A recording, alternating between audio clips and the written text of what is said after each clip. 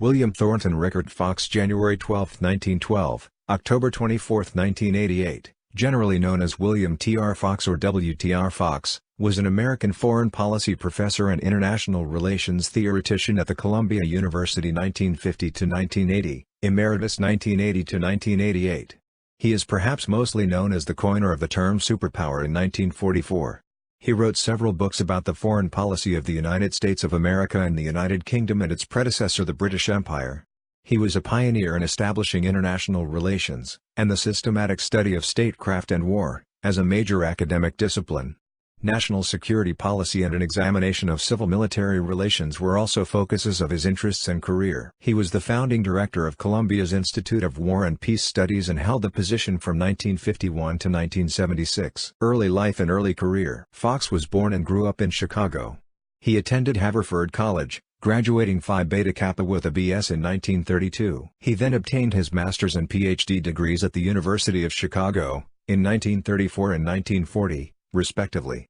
There he was among a group of students, which also included V.O.K. Jr. and David Truman, who studied with the pioneering political scientist Charles E. Merriam. He also studied international law under Quincy Wright. Harold Leswell, and his approach towards political analysis was the biggest influence on Fox there. He married Annette Baker in 1935, who also became a Ph.D. from the University of Chicago and an international relations scholar.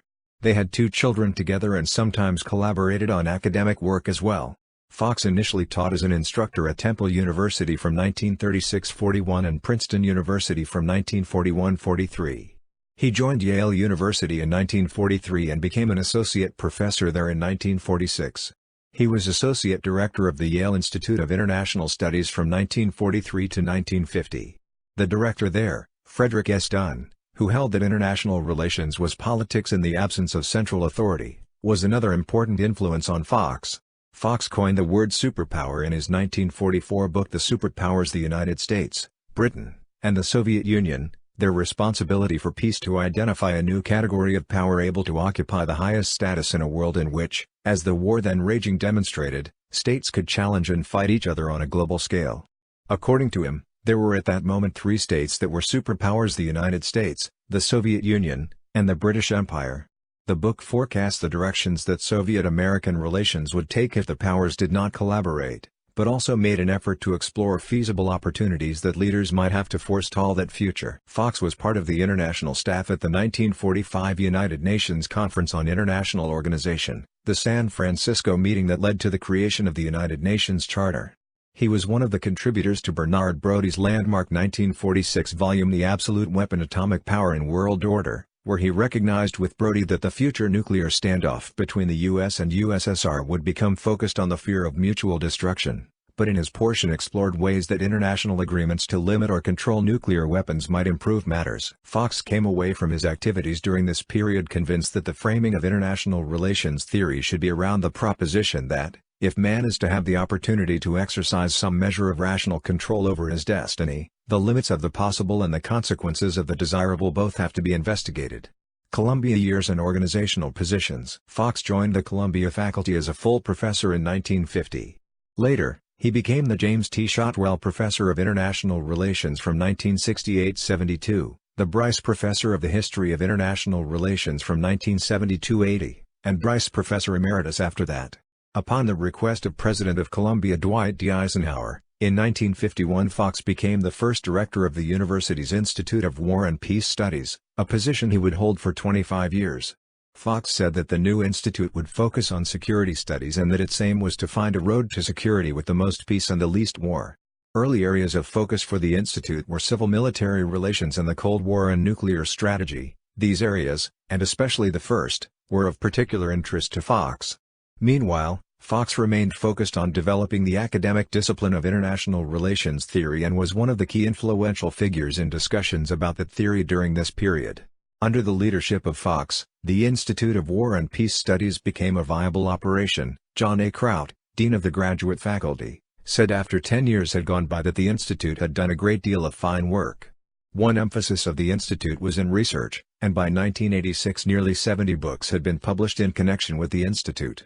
Fox often spent time abroad as a scholar, including in England in 1955. As a Fulbright lecturer at the Rio Branco Institute and Pontifical Catholic University of Rio de Janeiro in Brazil in 1966, in Mexico in 1967, and as a visiting research fellow at Australian National University in 1968 and 1979. In addition, he was a visiting professor at Carleton University in Ottawa in 1971, as well as the Claude T. Bissell Visiting Professor of Canadian-American Relations at the University of Toronto for 1982-83. He saw Canada as an ideal vehicle for studying what was similar and different compared to the U.S. in foreign policy, and in 1985 he published the book A Continent Apart: The United States and Canada in World Politics. He served as a consultant to the U.S. Department of State for a number of years, as well as to other governmental agencies, and lectured at the National War College and various service branch colleges. During his career, Fox described himself as a pragmatic meliorist who believed in the possibility of improving how international relations were conducted and in highlighting the normative meanings of domestic and world policies. Former colleague and Dean David Truman later said, "He was an impressive scholar with a tremendous range. He was interested in the whole political scene, not just international relations, and was always full of ideas about how to do things better." One of his longtime courses at Columbia was called Systematic World Politics. As it evolved, its reading list gave more space to issues such as imperialism, international inequality, and limited global resources, but always focused at the end upon the range of choices for future world orders. Towards the end of his career at Columbia, he developed an explicit focus on moral concerns and human rights, giving courses such as Means and Ends in International Relations and Human Rights and U.S. Foreign Policy. He was the first managing editor of the journal World Politics, a position he held from 1948 to 1953. Under his guidance it became the preeminent journal in its field, and his system of commissioning review articles for it endured past his time there. He remained a member of its editorial board through 1978. He was also an advisory board member of the Journal of International Affairs from 1952 until 1988. In addition, he was a founding editor of the journal International Organization. Fox was president of the International Studies Association (ISA) in 1972-73. In addition, he was a former vice president of the American Political Science Association. He also chaired a committee for research on national security policy in the Social Science Research Council from 1953 to 1964. The conferences it sponsored under Fox's guidance aided the development of the field and gave those starting in the field a sense of intellectual community. Fox was also a fellow of the American Academy of Arts and Sciences. Fox and his wife were residents of the Riverside neighborhood of Greenwich, Connecticut for 4 decades, and he was active in the First Congregational Church of Old Greenwich. He died at Greenwich Hospital of heart disease on October 24, 1988, having suffered a heart attack and been hospitalized 2 months earlier. Legacy. In 1991, The Evolution of Theory in International Relations, a Festschrift-like collection of essays in honor of William T.R. Fox, was published, many of which had been featured in the special spring/summer 1990 issue of Journal of International Affairs. Edited by Robert L. Rothstein, it featured contributions from Kenneth N. Waltz, Robert Jervis, Glenn H. Snyder, Louis Hankin, Ernst B. Haas, and others, as well as a preface from his wife, Annette Baker Fox. In her essay, Professor Elizabeth C. Hanson said that, Bill Fox helped to shape international relations as a major academic field and to demonstrate the relevance of its theoretical investigations to policymaking. She went on to describe his contributions as a professor and colleague, writing that, Fox's influence as teacher and mentor on the discipline of international relations was enormous. Scores of students who participated in his seminars now fill high academic or policymaking positions. Many of the great debates in international relations theory happened during this era. But Fox's non-dogmatic approach meant there was a wide range of intellectual diversity and scholarly approach among his students and mentees. In other settings, the scholar Lucius Witkowski-Cannon wrote that Fox was a U.S. pioneer in establishing the systematic study of statecraft and war as an academic discipline. Another scholar, James McAllister, noted that Fox's influence at Columbia's Institute of War and Peace Studies was being felt well after his death.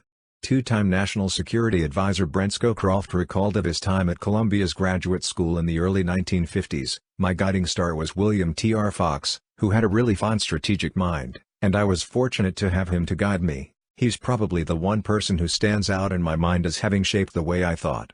The British international relations scholar Michael Cox mentioned Fox as one of the giants of international relations theory, along with Hans Morgenthau, Paul Nitze, Arnold Wolfers, and Reinhold Niebuhr. Notable students: Kenneth N. Waltz, Glenn H. Snyder, Warner R. Schilling, Morton Kaplan, William Kaufman, Lucian Pye, Roger Hilsman, Brent Scowcroft, Amos Jordan, Michael Armacost, Michael Nocht, Richard N. Gardner,